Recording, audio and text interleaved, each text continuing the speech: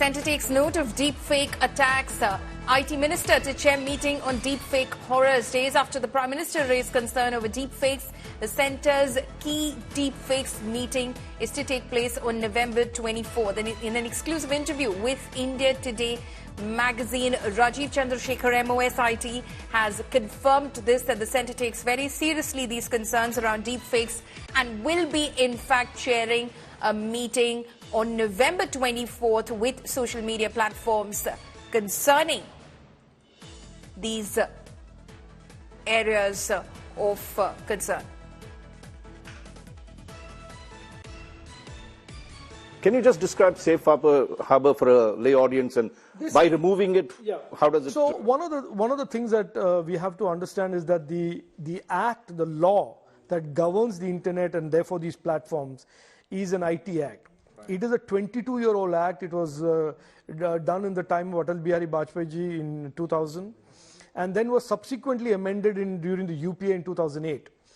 One of the amendments that was put in the IT Act in 2008, in a blind following of the US model, was something called Section 79, which gives essentially immunity from any kind of prosecution to any internet platform. The narrative there at that time was that these platforms are not responsible for the content on their platform because some user does it. So therefore, if you have to prosecute somebody, prosecute the user and not the platform. It's a clever way they manage that. I was on the IT committee those days, and I was the only one who opposed this for whatever it matters now. It's academic. But that safe harbor has caused platforms to not have a sense of good behavior or an obligation of good conduct. Right. So we now see this toxicity, and at every instance of toxicity, the government unfortunately becomes the arbiter of a dispute between the platform and a user. Right.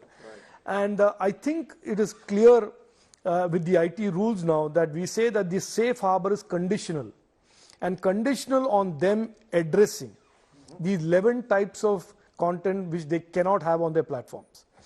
And the way we will now regulate deepfakes is very simple. It is in the rules that we enacted in February 2023.